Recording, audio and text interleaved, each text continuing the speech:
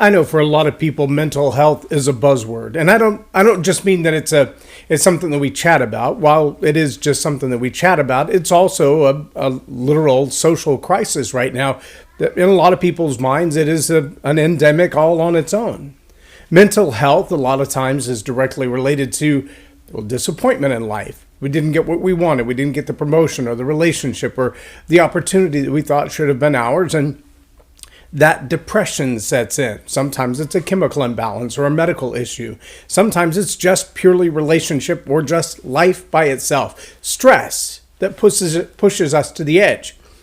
But that mental illness, that mental health status that literally threatens the lives of people the world over, sometimes originates in something that actually there's something we can do more about than we would want to think we're responsible for. And by that I mean, we take on disappointment that could have been prevented. We live in the depression, the frustration, the irritation, living with disappointment that we could have prevented in the first place.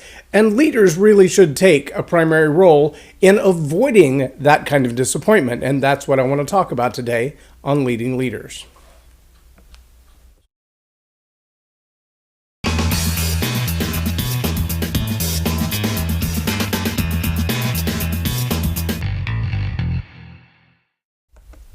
I'm J Loren Norris with Leading Leaders Podcast, and recently I had a living example of that kind of disappointment that comes with the frustration of failed communication.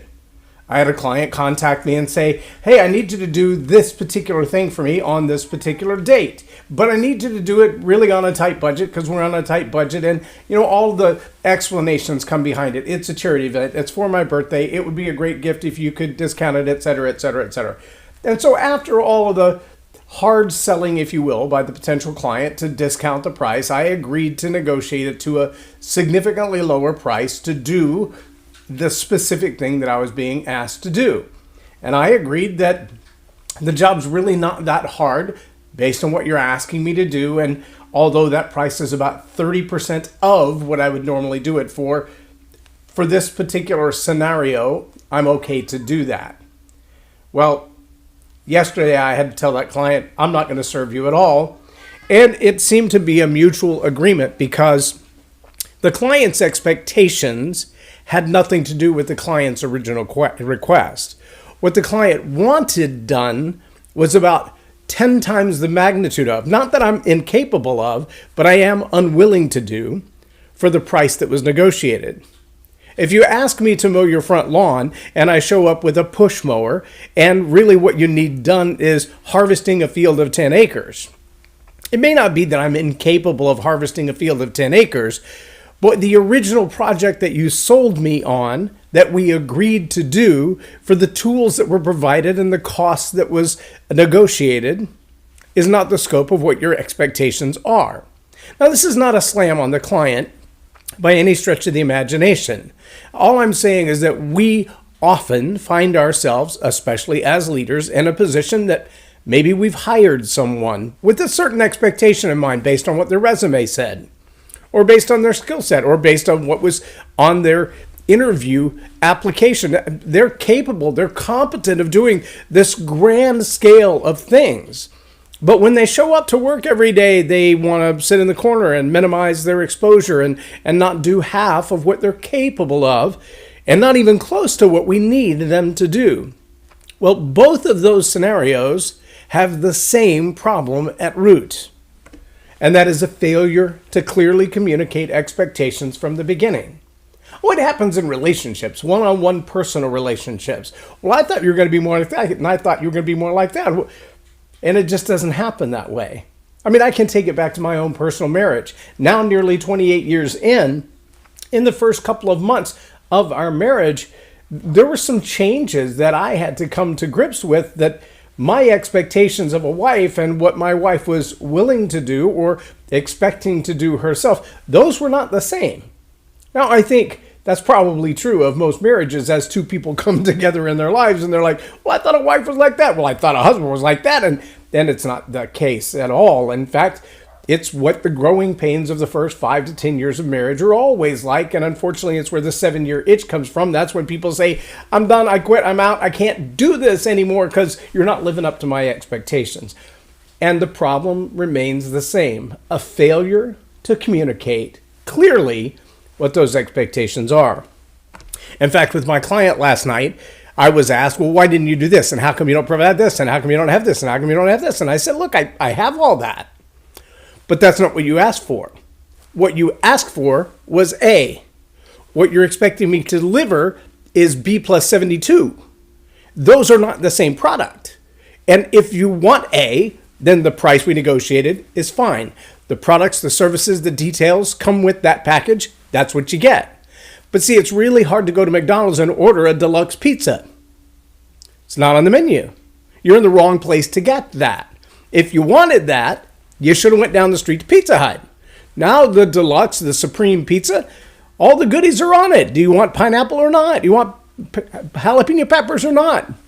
Not a problem. The communication is a whole lot easier because you've started in the realm of expectation. But if you go to McDonald's and you order a supreme pizza, or you go to Pizza Hut and order a Big Mac, you're going to get a really strange look. That same challenge happens to leaders across the board. Sometimes it's the lie on the resume. Sometimes it's the fact that the leader has expectations that have never been clearly laid out. Well, that's an attitude problem. In fact, I address it in the Attitude Hack training program, where we talk about how leaders often have a high standard of expectations for people, but they fail to articulate those. The people in their organization have no idea what's being expected of them. The negative side of that is there's always an attitude from the leader that you're just not living up to my standards, you're not living up to my expectations. Although I never clearly articulated them to you, I am going to hold you accountable for failing to meet them. And if you've ever worked in that environment, the amount of stress that comes along with that is overwhelming. It will cause people to quit their job. Why? Well, because if you can't live up to the expectations, you'll never be appreciated. And more people quit their job over a lack of appreciation than do over a lack of pay. If you have busted your butt, broken your back for one employer, for one leader, for one team manager, for any period of time, and never had a thank you, never had a kudos, a pat on the back, it could be as simple as a Post-it note stuck on your desk to say you're doing a great job, or as elaborate as a 2-week paid vacation. But if that sense of expression of appreciation never comes, there's a whole lot of frustration that follows that. And that frustration, that disappointment, might lead to somebody leaving a company. It might lead to outright depression, which might lead to a mental health crisis. Why? Because expressions of expectations were never clearly communicated. Enhanced communication means I'm going to listen more deeply and I am going to communicate more articulately what I think, what I feel, what I want from you, and I'm going to listen because I want to hear what you want from me. Those things are so important, and they are the job of the leader. If you as the leader are not going to take the time to clearly articulate expectations, ask for the expectations of the person that you're leading. If you're not going to do those things, you're not going to lead very long. And if you do, you're not going to lead very well, which means, as we see in a lot of fast food restaurants and other places, extremely high turnover. That high turnover means you're losing time, you're losing money, you're losing productivity, you're losing good people. And you might ask yourself, why am I losing good people? Well, the primary reason you're losing good people is because their expectations of the job and your expectations of their work, they don't line up. That might be a job description problem. It might be that you wrote the job description too fluffy, or you may have written the job description too harsh and nobody wants to take the job because of it. It also might mean that when they came in the door, you took every warm body you could get, and you didn't really have a picture of what the ideal employee would look like.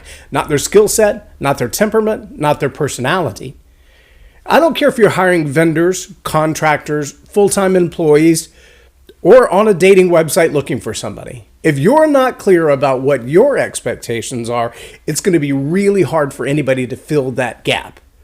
The challenge with that is going to be your communication skills. Are you willing to step up to the plate and say clearly, This is what I want. This is what I expect. And I'm going to go get it. If that means that I have to keep plowing through the applications, keep plowing through the resumes, keep swiping right or swiping left until I find the people who meet those expectations. Because once you've clearly articulated those expectations, the communication of expectations will go a long way in avoiding disappointment. And that is the role of the leader. So take the lead in your relationships. Take the lead in your employment. Take the lead in your personal relationships. Set the expectations. Be clear of what they are. And also ask, what do they expect of you? If you'll do that, you'll avoid a disappointment on your side and on their side a whole lot better. I'm J Loren Norris with Leading Leaders Podcast for Tell It Like It Is TV.